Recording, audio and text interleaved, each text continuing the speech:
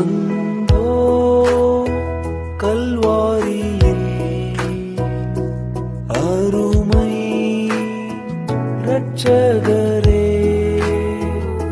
சிறுமை அடைந்தே தொங்கினார், சிறுமை அடைந்தே தொங்கினார். தூயாவியின் திரியக ஆசீர்வாதம் நம் அனைவரையும் ஆசீர்வதித்து காப்பதாக. காலை நேர சிந்தனைக்காக யோசுவாவின் புஸ்தகம் 2ஆம் அதிகாரம் 24வது வசனம். கர்த்தர் தேசத்தை எல்லாம் நம் கையில் கொடுத்து விட்டார், தேசத்தின் குடிகளெல்லாம் நம்மை பற்றி கேள்விப்பட்டு சோர்ந்து போகிறார்கள் என்று அவனிடம் சொன்னான். அன்பின் இறை மக்களே, இந்த 2 மனிதர்களும் சித்தீம் தேசத்தை வேவுவாக்க யோசுவாவால் அனுப்பப்பட்டவர்கள். அவர்கள் சென்று பல இன்னல்களையும் இடையூறுகளையும் சந்தித்து கடவுளுடைய கரத்தினாலே பாதுகாக்கப்பட்டு மீண்டும் திரும்பி தன் தேசத்தை நோக்கி வந்து தன்னுடைய தலைவனிடத்தில் சொல்கிறார்கள். மக்கள் நம்மை பார்த்து பயப்படுகிறார்கள். கர்த்தருடைய பிள்ளைகள் எந்த இடத்திலே எங்கே இருந்தாலும், அவர் ஒளித்து வைக்கப்பட்டிருந்தாலும் அங்கு ஒரு பிரகாசமான ஒளி இருக்கும். அன்றைக்கு யோசேப்பை கடவுள் என்ன செய்தார்? 2 வயது குழந்தைகளெல்லாம் மறிக்க கொடுக்கும் பொழுது மருத்துவச்சிகளால் பாதுகாக்கப்பட்டு நாணல் பெட்டியிலே வைத்து நதியிலே விடப்பட்ட அந்த மோசே, அவனுடைய அந்த நதியின் பயணம், கடவுளுடைய பிள்ளை, கடவுளுடைய அழைப்பை பெற்றவன், கடவுளால் பிறந்தவன் என்ற அடையாளத்தை அந்த ஒளியின் நதியின் பயணத்திலே ஒளியாக அவன் கடந்து வந்தான். குளிக்க வந்த அந்த எகிப்திய நாட்டினுடைய எபிரேய அரசி அந்த ஒளியை பார்த்து அந்த பெட்டியை பிடித்தபோது ஒரு பிரகாசமான ஒளி இருந்தது. இன்றைக்கும் கூட நம்மிடத்திலே என்ன இருக்கிறது, எனக்கு என்ன வரம் இருக்கிறது, என்ன ஆவி இருக்கிறது என்றெல்லாம் நாம் பல நிலையில் கேள்வி கேட்டு சோர்ந்து போய் கடவுளை விட்டு வெளியிலே சென்று விடுகிறோம். ஆனால் கர்த்தரோ நம்மீது பிரசன்னமாய் இருக்கிறார், ஒளியாய் இருக்கிறார். ஒரு மனிதன் ஒரு 25 ஆண்டுகளுக்கு முன்பாக கடற்கரையில் விழுந்து விளையாடி கொண்டிருக்கும்போது, பந்து விளையாடி கொண்டிருக்கும்போது கடலில் மூழ்கக்கூடிய சூழ்நிலை ஏற்பட்டது.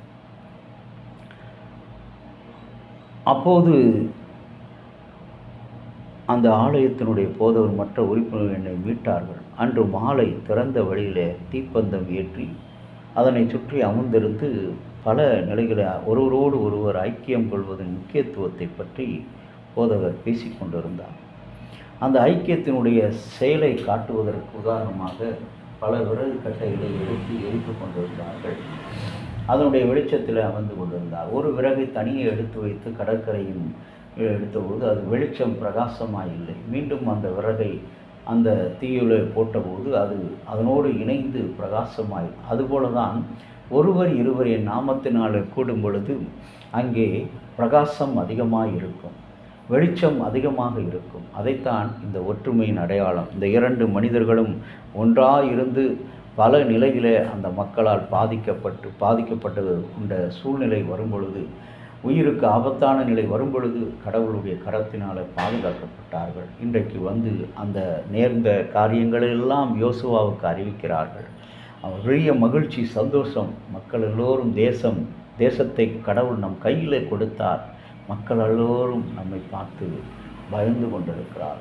பயப்பட வேண்டாம் அன்புக்குரிய இறை மக்களே. முன் வாழ்க்கையிலும் கூட இப்படிப்பட்ட ஆபத்துகள், இடையூறான சூழ்நிலைகள் வரும்பொழுது நாம் சோர்ந்து போய்விடாதவர்கள் கடவுளின் திரு சமூகத்தில் எப்பொழுதும் நினைவு கூறுகிற மக்களாக, பாதுகாப்பை பெறுகிற மக்களாக வாழ ஆண்டவர் இந்த நாளில் துணை செய்து காப்பாராக.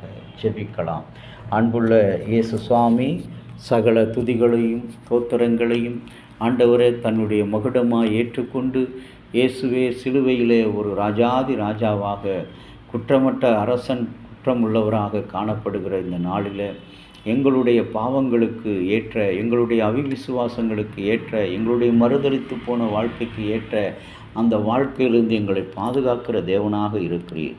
அதற்காக நன்றி செலுத்துகிறோம். இந்த நாட்களிலும் உம்முடைய ஆண்டவரே, பாடுகளை எண்ணி நாங்கள் மனம் வருந்தி எங்களையே அர்ப்பணிக்கிறவர்களாக வாழ நீர் எங்களுக்கு துணை பாராட்ட வேண்டுமென்று எங்கள் ஒன்றான மீட்பரும் இரட்சகருமாகிய இயேசுவின் பொற்பாதம் பணிந்து வேண்டிக் கொள்கிறோம் நல்ல பிதாவே.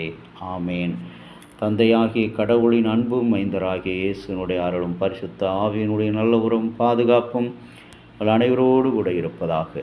ஆமேன்.